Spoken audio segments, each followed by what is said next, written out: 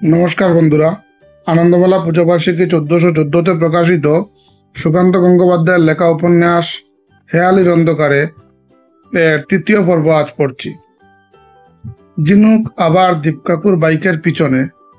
আবিরবাবু দীপকাকুকে অ্যাডভান্সের খাম দিয়ে চলে গিয়েছেন কলেজে। বাইপাস ধরে আসতে আসতে সন্ধে ফুরিয়ে আধার নেমে এলো। খানিকটা অন্যমনস্ক হয়ে গিয়েছিল। পার্ক সার্কাস কানেক্টর ধরে দীপকাকু কখন যে সৈয়দ আমির আলী এভিনিউয়ে চলে এসেছেন খেয়াল করেনি। একটা রেস্টুরেন্টের সামনে বাইক স্ট্যান্ড করলেন কাকু। অল্প খিদে খিদে পাচ্ছিল ঝিনুকের।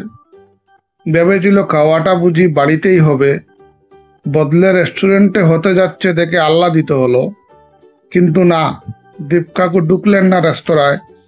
পাশেই একটা স্টেশনারি দোকানে দাঁড়িয়ে চকোলেট বার কিনলেন। মাথা গরম হয়ে গেল ঝিনুকের। কিছুতেই সে এখন চকোলেট ফকোলেট খাবে না। আন্দাজ আবারও মিলল না। চকোলেট পকেটে পুরে ফুটপাত ধরে হাঁটতে লাগলেন দীপকাকু। একটা পুরনো বাড়ির বিশাল দরজায় এসে থামলেন। 4তলা বাড়ি, দরজা খোলাই আছে। দীপকাকু ঢুকে গেলেন। ঝিনুক কিছু বুঝে উঠতে পারল না। দীপকাকুকে অনুসরণ করতে করতে জিজ্ঞেস করল, কোথায়, কার কাছে যাচ্ছি আমরা? একটু পরেই জানতে পারবে বলে আলো অন্ধকার করিডোর ধরে এগোতে থাকলেন দীপকাকু। বাড়িটা নিদেন পক্ষে 150 বছরের পুরনো, বহু পরিবারের বাস। বেশ খানিকটা এগোনোর পর বাঁদিকে সিঁড়ি পাওয়া গেল। দীপকাকু উঠতে শুরু করলেন, পিছনে ঝিনুক। সিঁড়ির মাথায় হলুদ বাল্বের জীর্ণ আলো। দোতলা উঠে এলো ঝিনুকরা। দোতলার একটা ঘরের সামনে দাঁড়ালেন দীপকাকু। দরজা বন্ধ। ডোরবেলে হাত রাখলেন। একটু পরে খুলে গেল দরজা। মধ্যবয়স্ক অবাঙ্গালি একজন। জিজ্ঞেস করলেন, ক্যা চাহিয়ে? দীপকাকু জানতে চাইলেন, ইয়ে সুনীল ছেত্রী কা ঘর হে তো? মানুষটির মুখে আশঙ্কার ছায়া। তেমন অবস্থাপন্ন নন। ওর চেহারা এবং কাঁধের উপর থেকে কোয়ার্টার যতটুকু দেখা যাচ্ছে তাতেই মালুম হচ্ছে। একটু বিবেচনা করে নিয়ে লোকটি বলল, মে হু সুনীল ছেত্রী, বলিয়ে ক্যা বাতে? দীপকাকু বললেন, সুরেশ তাপা কো একবার বেচ দিজিয়ে। ঝিনুক চলে গেল বিস্ময়ের শেষ সীমায়। সুরেশ তাপার দেশে থাকার কথা, এখানে এলো কি করে? দীপকাকুই বা জানলেন কিভাবে? সুনীল ছেত্রী দাঁড়িয়েই আছে। দীপকাকু একটু দমকের সুরে বললেন, যাইয়ে বুলাইয়ে তাপাকো। দমকে কাজ হলো। লোকটা গাবড়ে গিয়ে দৌড়লো ঘরের ভিতরে। এই ফাঁকে কৌতূহল মিটিয়ে নিতে ঝিনুক দীপকাকুকে জিজ্ঞেস করলো, তাপা এখানে গা ডাকা দিয়ে আছে কেন? আপনি খবর পেলেন কিভাবে? বলেছি না, তদন্ত চলাকালীন কোনো প্রশ্ন নয়, সময় মতো সব উত্তর পাবে। সরি বলে চুপ করে গেল ঝিনুক। দীপকাকুর নিয়মটা সে মেনেই চলে, কিন্তু এক এক সময় উনি এমন কাণ্ড কারখানা করেন, প্রশ্ন না করে তাকাও যায় না। বছর 30-এর নেপালি একটা লোক দরজার সামনে এসে দাঁড়ালো। বলুন, তুমি সুরেশ তাপা? জানতে চাইলেন দীপকাকু। হ্যাঁ স্যার। দীপকাকু নিজের কার্ডটা তাপাকে দিলেন। বললেন, তোমার সঙ্গে কিছু কথা আছে, ঘরে বসতে পারি? কার্ডটা পড়ার সময় পায়নি তাপা। ঝিনুকদের ডেকে নিল, আসুন। একই সঙ্গে জিজ্ঞেস করলো, আপনারা কি পুলিশের লোক? না, পুলিশ আমাদের খুব কাছের লোক বলে ঘরে পা রাখলেন দীপকাকু। ঝিনুকও ঢুকে এলো। শোয়া বসা দুটোই হয় এ ঘরে। ঝিনুকরা গিয়ে বসলো সোফায়। সুরেশ তাপা কাচুমাচু ভাবে দাঁড়িয়ে রইল সামনে। দীপকাকুর কথার পেঁচ ধরতে পারেনি। পুলিশের লোক বলেই মনে করছে ঝিনুকদের। পুরো ঘরটা একবার চোখ বুলিয়ে নিয়ে দীপকাকু তাপাকে জিজ্ঞেস করলেন, বাড়িটা কার? কাকার স্যার, নিজের কাকা নন। একই গ্রামে আমাদের বাড়ি। ছুটি নিয়ে দেশে গেলে না কেন? কাকা মানা করলেন, বললেন, ছেলেকে চুরি করলে ট্রেন থেকে নেওয়া সহজ। তুই কদিন এখানে এসে লুকিয়ে থাক, আমরা তো আছি। কেন, তোমার ছেলেকে কিডন্যাপিংয়ের চেষ্টা হলো বলতে পারো? জিজ্ঞেস করলেন দীপকাকু। সুরেশ তাপা বলল, না স্যার, তবে আমি শিওর, ম্যানেজার বাবু জানেন। আগের দিনই আমাকে বলেছিলেন ছেলেকে চুকে চুকে রাখতে। তোমার ছেলেকে একবার নিয়ে এসো তো, বললেন দীপকাকু। কেন স্যার? সেদিনের ঘটনা নিয়ে দু একটা কথা জিজ্ঞেস করব। দীপ কাকুকে পুলিশ ভেবেছে বলেই নির্দেশ অমান্য করতে পারছে না থাপা। তেতো খাওয়া মুখ করে চলে গেল আরও ভেতরের ঘরে। পকেট থেকে চকোলেট বার করে দীপ কাকু ঝিনুকের হাতে দিলেন। বললেন, বাচ্চাটার সঙ্গে প্রথমে তুমি ভাব জমাবে, তার ফাঁকে আমি যা জানার জেনে নেব। এতক্ষণে ঝিনুক বুঝলো চকোলেটটা কার জন্য কেনা হয়েছিল।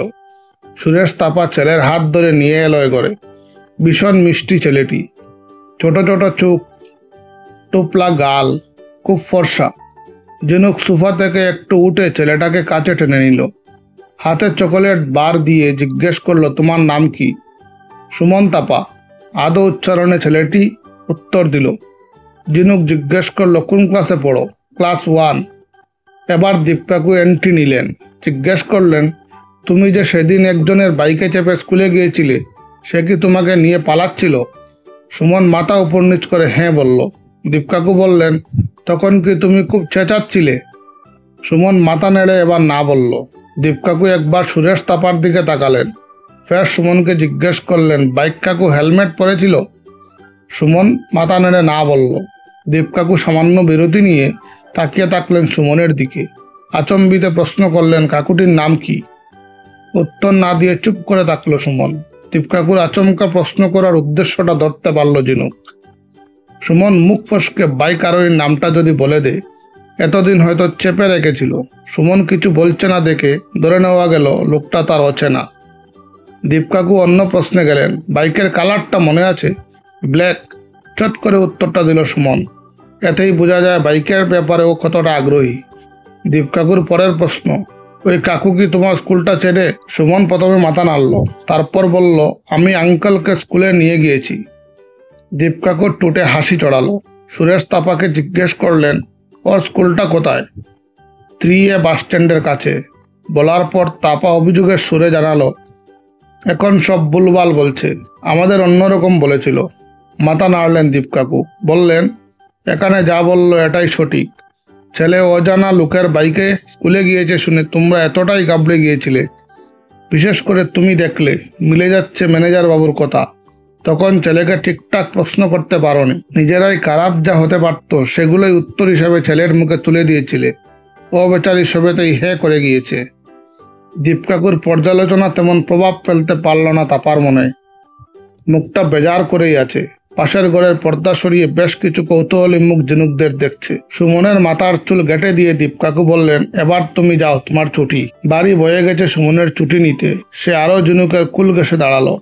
দীপ কাকু সুরেশ তাপাকে জিজ্ঞেস করলেন, তোমার কোনো রিলেটিভের কালো বাইক আছে? একটু ভেবে নিয়ে মাথা নাড়ল তাপা। বলল, দাদার ছেলে সন্তুর বাইক আছে, কিন্তু সেটার রং লাল। সন্তু যদি সেদিন কোনো বন্ধুর গাড়ি নিয়েও আসে, সুমনের কথা আমাদের বলতো। দীপ কাকু সোফা ছেড়ে উঠে পড়লেন। তাপাকে বললেন, ছেলেকে স্কুলে পাঠাও, অযথা পড়াশুনোর ক্ষতি হচ্ছে ওর। তুমিও জয়েন করে যাও অফিসে, চিন্তার কোনো কারণ নেই। বলছেন? সুরেশ তাপা আশ্বাস চাইল। দীপ কাকু বললেন, হ্যাঁ, বিপদের আর কোনো আশঙ্কা নেই। সুমনকে কিডন্যাপ করার প্ল্যান লোকটার ছিল না, উদ্দেশ্য ছিল অন্য। দরজার দিকে ঘুরে গেলেন দীপ কাকু। সুমনের টুপলা গালে আলতো করে টোকা দিয়ে ঝিনুক হাত নেড়ে টাটা করতে করতে চৌকাট পেরোলো। একগাল হাসি নিয়ে সুমনও হাত নাড়ল। বাড়ি গিয়ে সুমনের কথা মাকে বলতে হবে।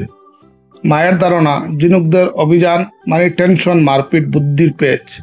এর মধ্যেও যে ফুলের মতো শিশুদের দেখা পাওয়া যায়, জানলে মায়ের ভালো লাগবে। ধন্যবাদ। পরবর্তী অংশ পরের দিন।